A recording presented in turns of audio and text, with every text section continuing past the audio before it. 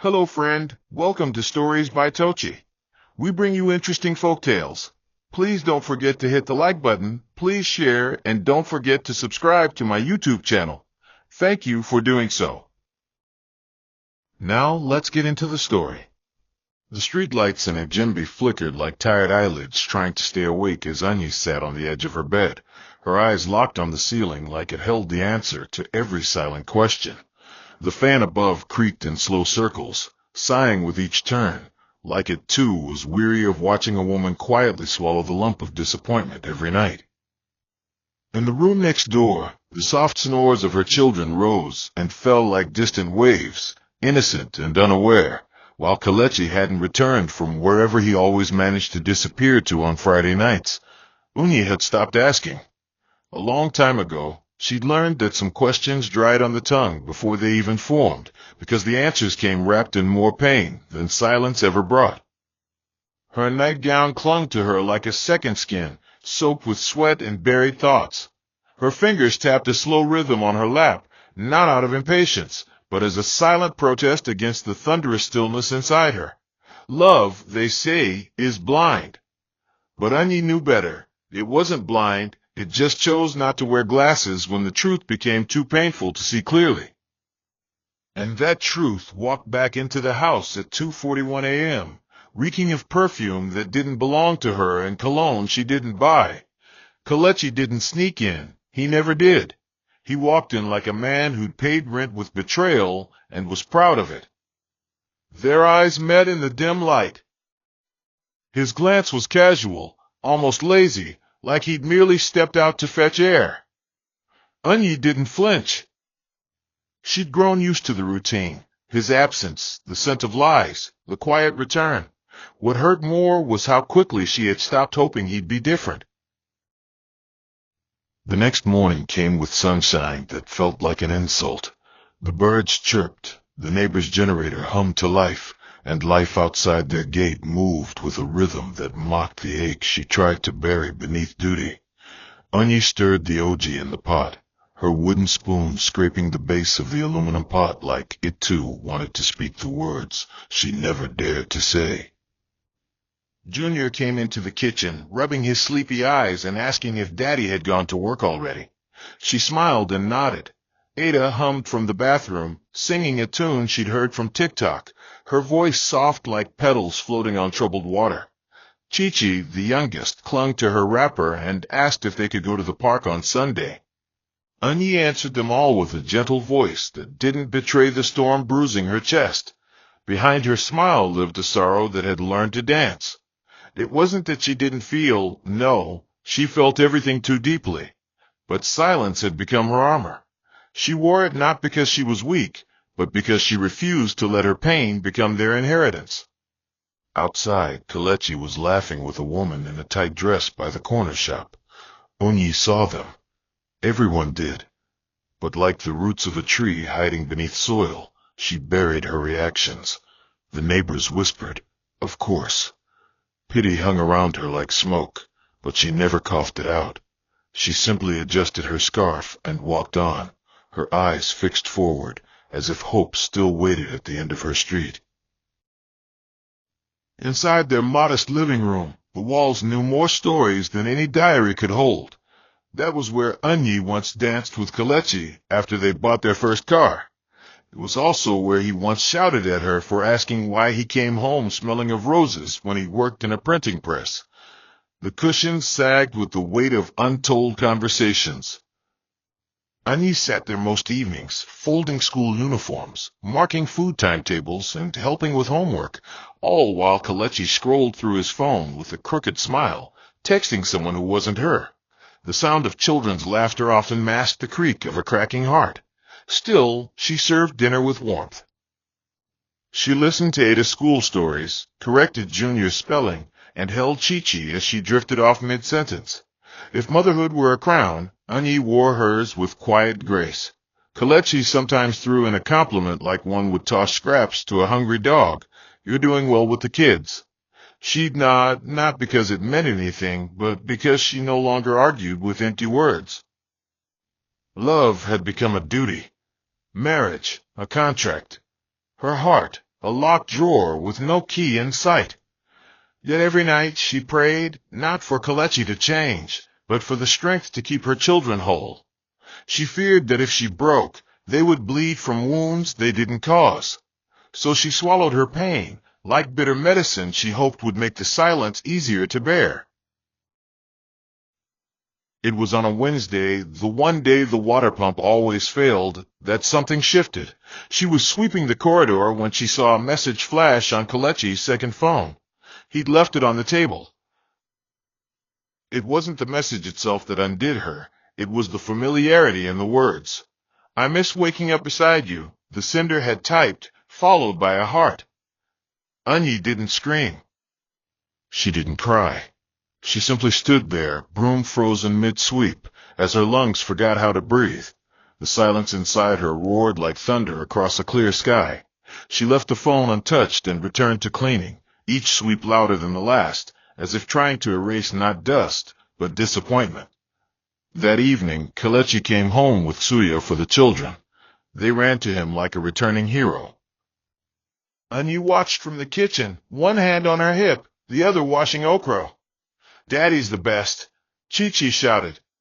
Her chest tightened. That night, she tucked them into bed, kissed their foreheads, and whispered prayers into their hair. When she returned to the living room, she sat beside Kelechi on the couch. Her eyes were calm. "Kelechi," she said. He looked up lazily.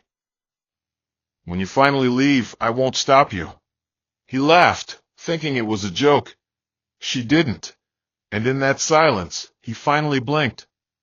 But she didn't say another word. She'd made peace with what must come. A slow, painful peace, like watching the last leaf fall from a once beautiful tree. The kind of peace that stings. The sun spilled through the living room window like melted gold that morning, softening everything it touched, but Anyi's heart remained wrapped in winter. She sat at the edge of the couch, staring at the floor as if waiting for an answer to rise from the tile. Somewhere behind her, the sound of Tocci brushing her teeth off rhythm with the gospel music from the neighbor's radio filled the house with noise that felt too light for how heavy she felt inside. Kelechi, ever unpredictable, was home, shirtless, stretched out across the second couch with his legs crossed and a toothpick rolling lazily across his lips. He scrolled through his phone like a boy playing with secrets, chuckling at whatever drama danced on his screen. Anyi didn't ask where he had been the night before, not because she didn't care, but because her spirit had reached a strange intersection where caring felt like walking barefoot on shattered glass. Each time she looked at him, she remembered the early days, when he used to rush home just to hold her like air was scarce in the world and her presence was breath. But now, he barely noticed when she entered a room unless she carried a tray. Even then, his eyes would skip past her face like it was the wallpaper, always there, always ignored. The children still adored him. They hadn't tasted the bitterness he served her in silence.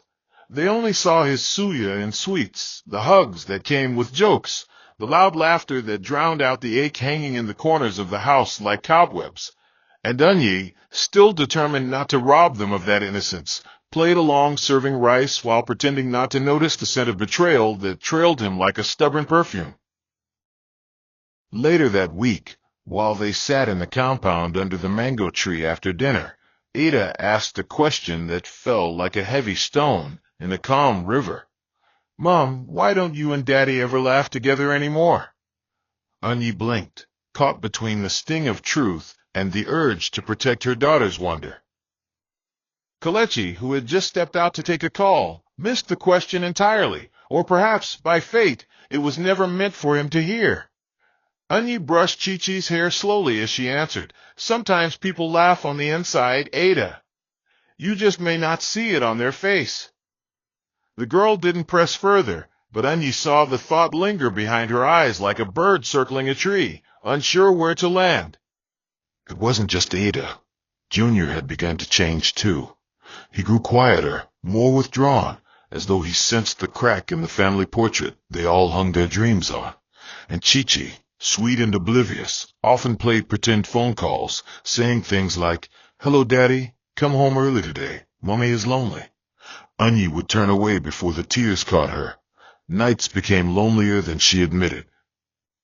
Sometimes she would lie awake staring at the ceiling, listening to the steady tick of the wall clock, thinking of how love can become a stranger in its own house. She traced the rise and fall of her children's breath when she checked in on them, her heart clinging to their peace like it was her only oxygen.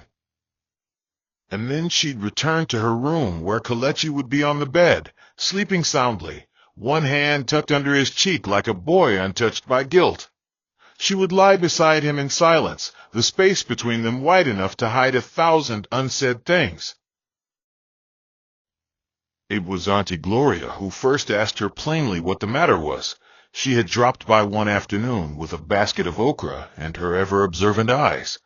After helping Anya prepare the soup and watching the way she paused between sentences, Gloria finally leaned in and said, "Anya, you don't look like someone who sleeps well. Are you sure you're okay?" Anya smiled tightly, as women do when hiding the ruins behind their ribs. "I'm fine, Auntie. Just tired, that's all." But Gloria wasn't easily convinced. She had seen enough women bleed in silence to know what quiet suffering looked like. She offered to take the kids for the weekend. Anya refused at first, but then relented when she noticed how excited Junior and Tocci were at the idea of sleeping over.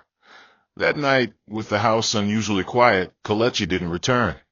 Anya lit a candle, turned off the generator, and sat alone in the living room surrounded by silence that echoed her deepest thoughts. She picked up her journal and opened a fresh page. Her pen trembled at first, but eventually danced across the paper. "I do not hate him. I just mourn the version of him I once loved. I stayed because I thought love could fix anything. But love does not fix what it did not break." She wrote until her hand ached, stopping only when the candle burned to its wick. The next morning, she packed a small bag for herself, not to leave, but to clear her head. She told Kelechi nothing. He hadn't called all night anyway.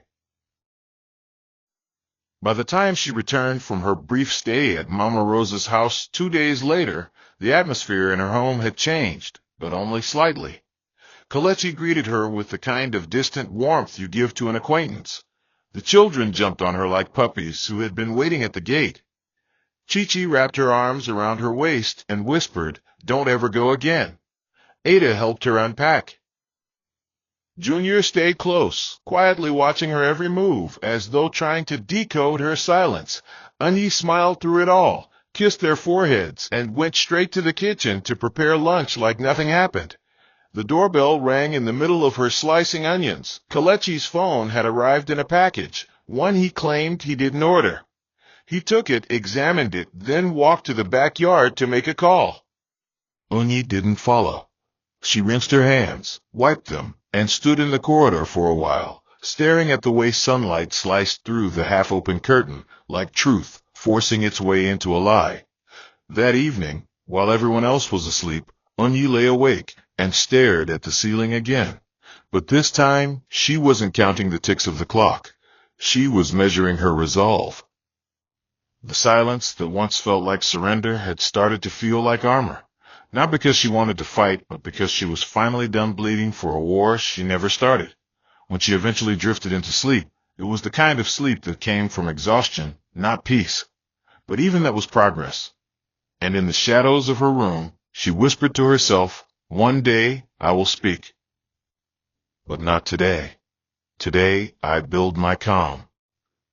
The air that morning was unusually still, as though even the breeze had tiptoed away, afraid to witness what was brewing beneath the quiet roof of number 17 Olam Street. Anya sat in the corner of the living room, her fingers fiddling with the hem of her wrapper, while her mind galloped through silent arguments and unfinished farewells. There were no raised voices, no dramatic clashes of plates or slamming doors, just a heaviness thick enough to choke a butterfly. Kelechi stood by the dining table, zipping up his overnight bag with the nonchalance of a man going on a business trip, not a husband walking away from the ashes of promises. He didn't ask her to reconsider, and she didn't plead for one more try. They both understood in a wordless way that the rope had frayed beyond knots. It wasn't one mistake or one night that broke the camel's back. It was years of tiny betrayals, each one slipping into the cracks until there was no room left to breathe. The children were still in their rooms, unaware that their father's departure wasn't one of his usual disappearing acts, but something more final, more permanent. Annie didn't pack his things out of anger. She did it the same way she cooked or swept, deliberately, without complaint, because even sorrow, when endured long enough, becomes a routine.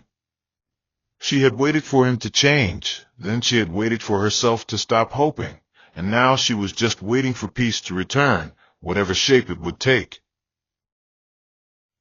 Kelechi emerged from the hallway with one last bag slung over his shoulder just as Junior stepped out in his pajamas, rubbing sleep from his eyes. "Daddy, are you going somewhere?" the boy asked, voice laced with the innocence of someone still dreaming. Annie's breath caught in her throat as she stood up, her back pressed against the wall like she needed its strength. Kelechi paused, looked at his son, then turned to face all three children now trickling out of their rooms like curious bees chasing the scent of honey and danger. Chi-Chi clutched her teddy bear, her lips quivering, while Ada crossed her arms, her eyes darting between her parents as though piecing together a puzzle she wasn't ready to solve. Unyi didn't speak. She didn't move. Her silence was deafening, a choice heavy with history. And then Kelechi, dressed in faded jeans and that blue shirt she used to love, leaned down to their level and exhaled slowly. "Your mom wants me to leave," he said, voice calm but soaked in cowardice. "I tried to fix things, but she wouldn't let me. She's tired of this family." The words hung in the air like smoke from a slow-burning fire. Annie blinked but said nothing. She wanted to scream, to correct the lie, to shout until the walls testified on her behalf, but instead she looked at her children and said in a tone as gentle as rain on a window pane, "Ask your father." Then she turned her back and walked away, her steps firm, her dignity intact. The children didn't follow. They stood frozen in that corridor of betrayal, holding on to questions too big for their hearts and too sharp for their tongues. The days that followed crawled like ants dragging broken sugar cubes, sweet memories laced with bitterness. The children changed overnight. Ada, once bubbly and curious, now moved through the house like a storm cloud, barely speaking unless spoken to. Junior became distant, asking fewer questions but throwing longer glances at his mother like he was waiting for her to explain what his heart couldn't. Chi-Chi cried at night, calling out for her father in her sleep, her voice breaking like a twig underfoot. Annie held it together, or at least she pretended to. She woke early, packed their lunchboxes, ironed their uniforms, and tucked love notes into their pockets, even though none of them said thank you. The coldness in their eyes cut deeper than anything Kelechi had ever done. One evening, as she served yam porridge at the dining table, Ada slammed her spoon down and muttered, "You could have fixed this. You didn't even try." Annie stood still for a moment, the pot still in her hand, before placing it down slowly and sitting across from them. She didn't defend herself. She didn't say what boiled in her chest. Instead, she just said, "Eat, please." That night, she cried into her pillow, silently, her body shuddering like a reed in the wind. Her pain was not just about being left behind. It was about being misunderstood by the very people she stayed to protect. But even in that agony, she refused to poison their hearts with blame. She wanted them to grow without carrying the burden of hating their father. Still, her silence was starting to feel like a trap door she'd fallen through. No rope, no ladder, just echoes. It wasn't until Mama Rose came visiting that the tide began to shift. The children, already disoriented by the new reality, greeted her without their usual excitement. She noticed it right away, the stiffness in their hugs, the quick glances they threw at Annie like she had horns only they could see. After 2 days of watching the tension play out like an unspoken drama, Mama Rose sat Ada and Junior down in the backyard, beneath the pawpaw tree. Her voice was low but firm, laced with the wisdom of someone who had lived long enough to recognize foolishness when she saw it. "You think your mother didn't try?" she asked, looking from one to the other. "Do you think she packed your father's bags because she was bored? Your mother swallowed hot stones for years so you could have peace." Ada blinked rapidly, while Junior shifted uncomfortably. "Your father," Mama Rose continued, "has been dancing with other women since you were little. Your mother never spoke because she didn't want to poison your heart. She carried her pain so you wouldn't have to carry questions." Auntie Gloria, who had been hanging laundry nearby, added softly, "She didn't fail your father. He failed himself." The silence that followed was thick. When the children went inside, they didn't speak to their mother immediately, but they watched her differently. That night, as Annie braided Chi-Chi's hair, Ada walked into the room and sat beside her. "Mummy," she said, voice shaking, "why didn't you tell us?" Annie looked at her daughter for a long moment, her eyes tired but kind. "Because I didn't want to turn you against him. I knew, in time, he would do that himself." And just like that, a crack formed in the wall between them, not wide enough to fix everything, but enough for light to pass through. The days stretched like tired fabric, and though the house still smelled of soap and stew, the silence between mother and children took on a new flavor, less bitter, more searching. After that evening beneath the pawpaw tree, the children began to observe Unyi differently, not through the lens of a wounded father's lies, but with eyes softened by truth. Junior watched her as she tied his shoelaces in the morning, noticing the gentle way her hands moved, the way she smiled even when her own eyes looked far away. Ada, whose heart had once clenched in confusion, now lingered longer at her mother's door, waiting for moments to ask questions she wasn't sure how to form. Chi-Chi, still young but more perceptive than anyone gave her credit for, started following Annie around the house like a little shadow, humming as she mimicked her mother's chores. Yet Annie didn't change her rhythm. She still rose before dawn, lit the coil to chase mosquitoes from the rooms, boiled water for baths, packed lunchboxes, and ironed uniforms. Same motions, same quiet strength. What changed was the unspoken tenderness that began to pass like a torch between her and her children. It wasn't dramatic. There were no tearful apologies or dramatic hugs, just small shifts. Junior returned to finishing his assignments on time. Ada helped slice vegetables in the kitchen without being asked. And one Saturday morning, Chi-Chi handed her a note drawn in crayon. "You are my strong mummy. You are gold." Annie read it, folded it gently, and tucked it inside her Bible without a word. That simple act said more than any thank you. Still, Kelechi's absence clung to the house like old paint, no longer bright, but not yet scraped away. He called sometimes, asking to speak with the children, and Annie never denied him that. She would hand the phone over, stepping out of the room, giving them space to laugh or cry or feel however they needed to feel. She never eavesdropped. It wasn't pride, it was principle. She had decided long ago that she would not battle for affection. Affection, like respect, should be given freely or not at all. Once, during a Sunday call, Junior asked Kelechi, "Why did you lie to us?" There was silence on the line, and then Kelechi brushed it off with a joke. "You know how adults talk, son. Sometimes things get complicated." Annie didn't ask what was said.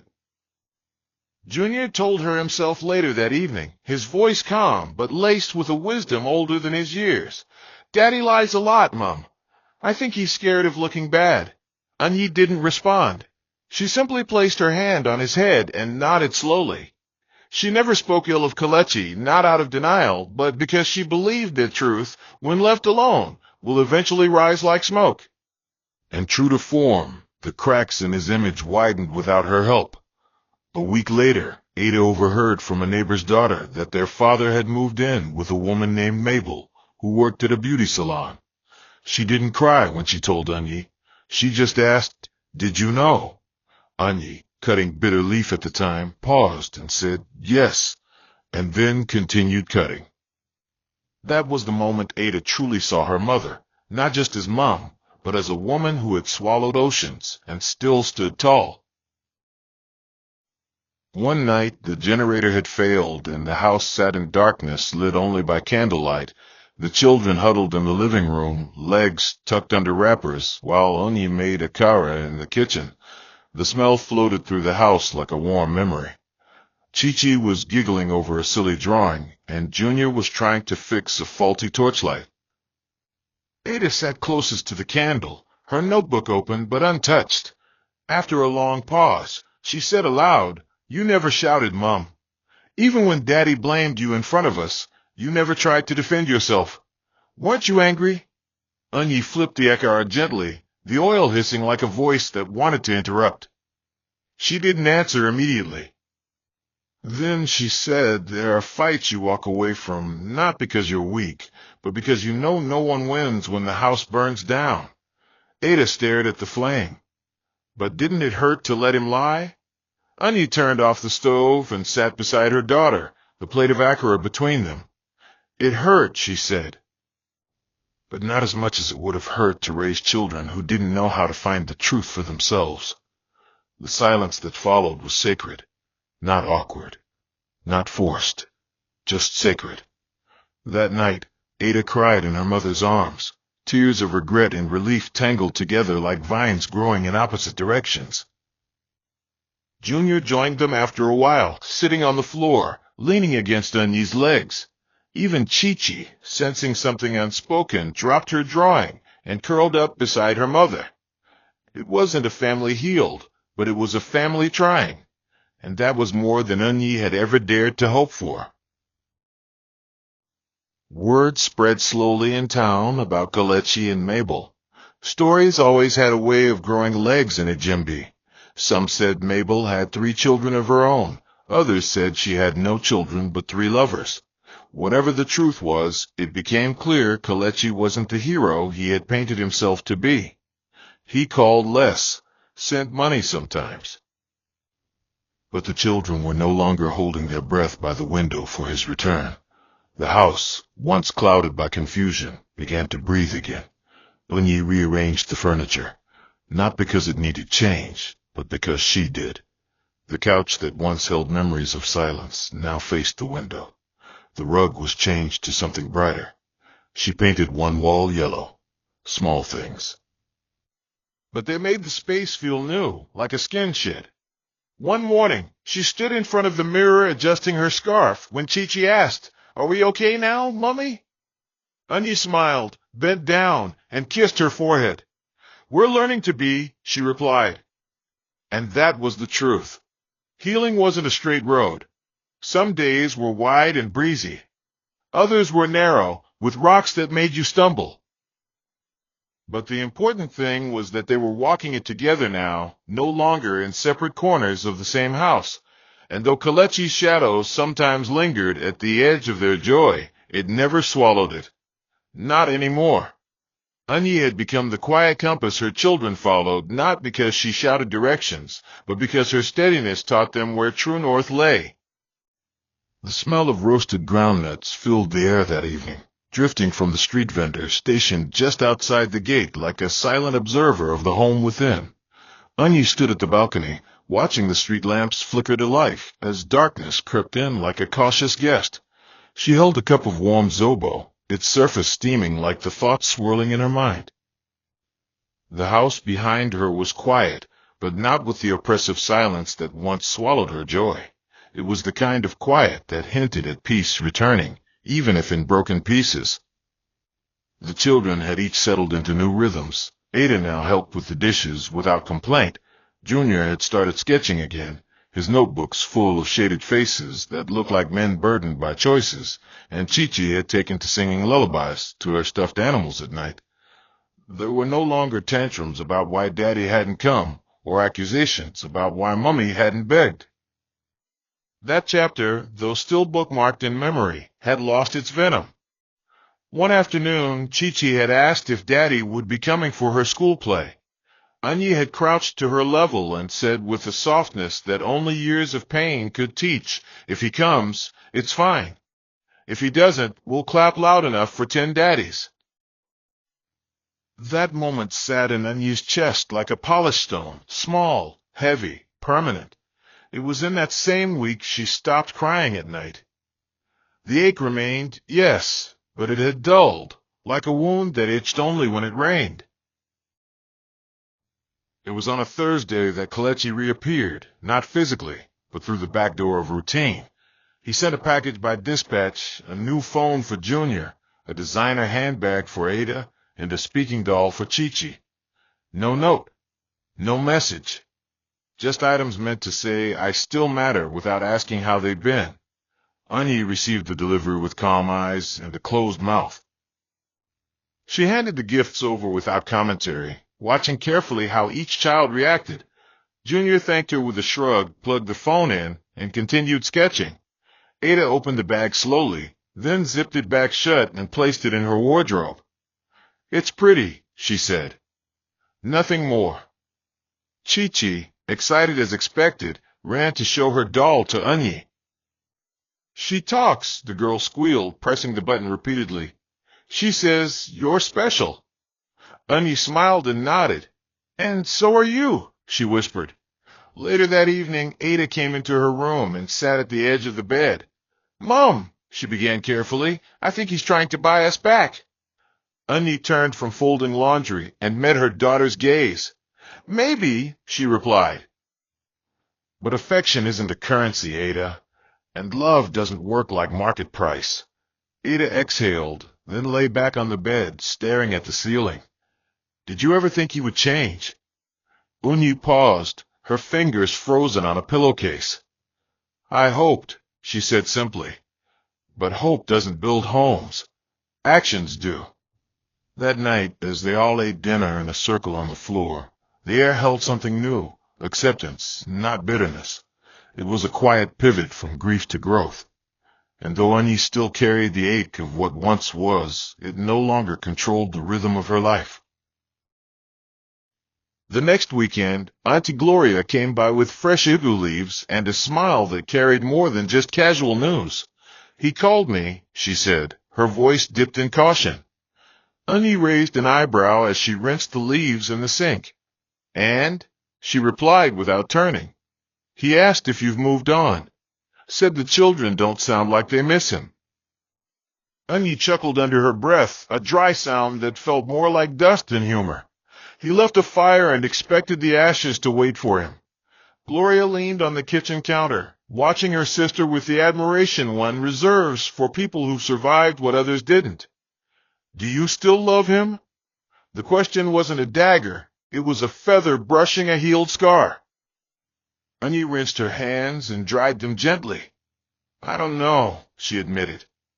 I think I love the man he was supposed to be, not the one he chose to become. Gloria said nothing, just nodded. That evening, the children prepared a simple surprise, fried plantain, hand-drawn thank-you notes, and a candlelit dinner in the living room. Chi-Chi stood on a stool to make the announcement. Because Mummy is our champion, she declared. Anya tried to hide her tears, but they betrayed her, slipping down her cheeks like rain from a cloudy heart. She laughed through the sobs, kissed each of them, and whispered prayers into their hair. It wasn't her birthday. It wasn't Mother's Day. It was just a day they chose to honor her strength. And in that moment, surrounded by 3 warm bodies, flickering light, and burnt plantains, Anya felt a wholeness she hadn't known in years. Weeks rolled into months, and with each passing day, Anya learned that healing wasn't a destination. It was a rhythm, a daily commitment to show up for herself and the people she loved. The children continued to evolve. Ada had joined a debate club and was often seen practicing speeches in front of the mirror. Junior had begun drawing comic books about a quiet superhero whose strength came from listening. Chi-Chi, ever the old soul in a small body, had taken to calling Anya her best friend, writing poems for her in crooked handwriting that made her heart expand and ache at the same time. Kelechi still called, less often now, the enthusiasm in his voice dimming as the consequences of absence began to settle in. One day, he asked if he could visit. Anya didn't say no, but she told him to ask the children. When he did, they told him to wait until they were ready. And for the first time, he had no choice but to respect their boundary. Anya stood by her window that night, looking out at the moonlight bathing the compound in quiet silver. She closed her eyes and whispered, "Let it be well with him," not because he deserved her kindness, but because bitterness was too heavy a coat to wear through the rest of her life. She turned off the lights, tucked her children in, and lay in bed with a heart finally unclenched. The silence didn't scare her anymore. It was no longer a prison, it was her peace, her reward, her quiet testimony. And as the house settled into sleep, Anya smiled for the first time in years, not because everything was perfect, but because nothing controlled her anymore. The early morning rain tapped gently against the corrugated roof like it was humming an old lullaby, only Anya understood. She sat near the window with a steaming cup of tea, wrapped in her faded blue wrapper, watching the compound grow wet with memory.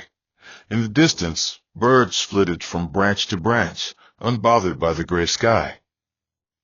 Behind her, the children were still asleep, their soft breaths rising and falling like music made of peace. The calm that filled the house was no accident. It was earned, carved out slowly from the wreckage of past storms. Anya had learned to breathe again, not because the wounds were gone, but because she had stopped pressing them. Healing wasn't a banner she waved. It was a quiet resilience stitched into her daily life. She had begun to laugh more, even if the laughter sometimes came with tears. One afternoon the previous week, Junior had slipped and dropped a plate, and instead of shouting, he flinched. Anya had walked over, knelt beside him, and said gently, "You're not in trouble. It was just a plate." His eyes had searched hers for confirmation, and when he finally smiled, it was the smile of a boy learning that safety lived here again. In small, subtle ways, their home had transformed, not with expensive furniture or loud declarations, but with consistency, kindness, and the kind of love that didn't ask for attention. Kelechi eventually came, not with fanfare or flowers, but with hesitant knocks and tired eyes. It was a Saturday afternoon, and the children were in the backyard playing draft under the mango tree. Anya opened the door and stepped aside without saying a word. He walked in like a man stepping into a memory he no longer belonged to. The living room looked familiar, yet not the same. The cushions had been changed, the photos rearranged, and a small framed quote now hung above the TV. "Peace is not silence, but clarity." Kelechi sat on the edge of a chair like it might reject him, fiddling with his keys and clearing his throat more times than necessary. Anya sat opposite, not angry, not pleased, just present. "I came to check on them," he said. She nodded, then called out to the children. When they entered, the air shifted. Chi-Chi ran to him first, as expected, clinging to his legs like she'd rehearsed it in her dreams. Junior stood a few steps back, his face unreadable. Ada didn't speak. She sat on the armrest beside her mother, arms folded. Kelechi tried to joke, offered small talk, complimented their height and how much they'd grown. But there was a hollowness to it, like a man digging for water where the well had long dried up. After a while, he turned to Anya. "Thank you," he said, "for not turning them against me." She met his eyes, her own calm and unshaken. "I didn't need to," she replied. "Truth has a way of arriving without escort." He didn't argue. He just sighed, the kind of sigh that came from realizing you are no longer the center of a world you once took for granted. After he left that day, things didn't change much, at least not in the way Kelechi might have hoped. The children didn't beg to visit him. They didn't cry when he was gone. They asked questions, yes, real questions, the kind children ask when they begin to understand that parents are just people wearing the clothes of responsibility. Junior once asked, "Do you think Dad regrets what he did?" Anya answered without bitterness, "I think regret and change are not the same thing." Ada, ever introspective, asked if forgiveness meant things should go back to how they were. Anya responded with a story about a cracked mirror. Even if you glue it back, the crack stays. You can still see your reflection, but you'll always notice the line. These were not easy conversations. but they were necessary, and they came like rainfall after drought, gradual, uncomfortable, yet refreshing. One night, after helping Tocci with her homework, Anya found a note under her pillow. It read, "Thank you for being our quiet superhero." She held the paper to her chest and wept, not the sorrowful weeping of someone abandoned, but the grateful tears of a woman who had walked through fire and found herself still standing, still whole, still kind. That night she lay on her back and whispered into the ceiling, "God, thank you for not letting me break beyond repair." And in the silence that followed, she heard nothing and needed nothing. The peace she carried was answer enough. The final shift came unexpectedly, the way endings often do. It wasn't a dramatic confrontation or a loud conclusion. It was a quiet Sunday morning in the compound, with the children helping wash clothes and Dunny trimming the hibiscus bushes that had grown wild by the fence. Kelechi walked in unannounced, holding an envelope and a plastic bag of groceries. The children greeted him, polite but not ecstatic. He watched them for a while before handing Anya the envelope. "It's for their school fees," he said. She took it without ceremony. "Thank you." He lingered, perhaps waiting for an invitation to stay longer, but none came. After a few awkward moments, he left. And just like that, the final thread of his authority unraveled, not in anger, but in indifference. The children no longer needed his approval. Anya no longer needed his presence, and the house no longer needed his shadow to define its shape. That evening, Anya cooked their favorite meal, ukazi soup with fufu, and they ate together by lantern light, laughing at Chi-Chi's funny story about a classmate who tried to spell elephant as L-F-A-N-T. The laughter was rich, unforced, full of air and warmth. When they prayed that night, Ada led it. "Thank you, Lord," she said, "for a mother who didn't shout, but showed us how to stand."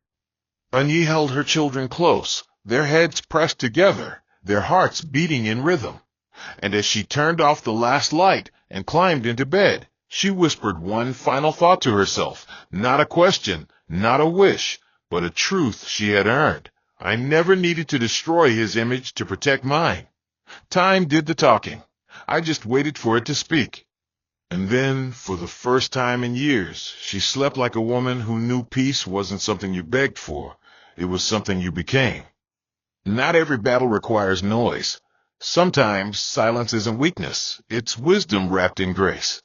Anya's journey reminds us that strength isn't always in shouting the truth from rooftops. Sometimes it lies in protecting the innocent, enduring without bitterness, and trusting time to reveal what words can't fix. There are people who will hurt you and still expect your loyalty. People who will betray trust and want applause for the crumbs they offer afterward.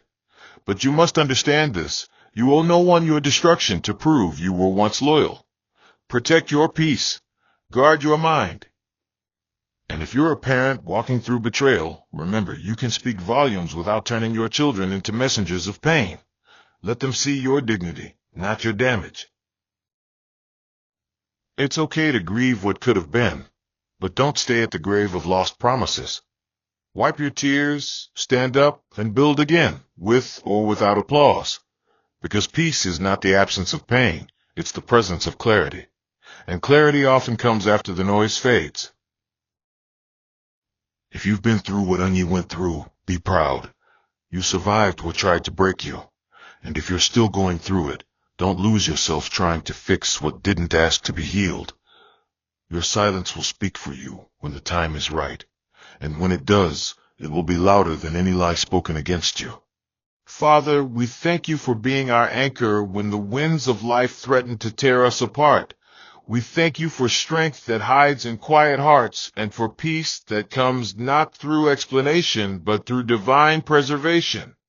Lord, we lift up every man, every woman who is listening right now, especially those enduring storms behind closed doors, those smiling through heartbreak, those protecting others while carrying invisible scars.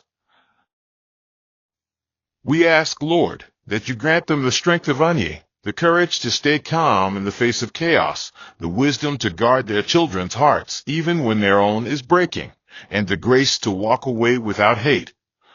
Lord, silence every voice that speaks falsely against them. Let the truth rise like the morning sun, and let every lie fall flat like shadows at noon. For those who feel unseen, overlooked, misunderstood, Father, remind them that you are the God who sees. You are El Roy, the one who watches even when no one claps, no one clings, no one says thank you. Give them rest from emotional warfare. Pour oil into their cracks. Replace sorrow with laughter. Replace loneliness with divine companionship. May they never have to lower their voice to be heard, or break their spirit to be believed. And may their peace be like a well that never runs dry. We speak joy over their homes, restoration over their hearts, and direction over their paths. Let every child raised in the shadow of pain find light in their parents' resilience. Lord, surround them with comforters, not critics, with healers, not hurters, and with truth that doesn't need defense because it carries your signature. As they choose silence where others would choose slander, reward them openly. And may their tomorrow be brighter than any betrayal they've survived. In the name of Jesus, the Prince of Peace, the God who sees and vindicates, we say, let it be done. Amen.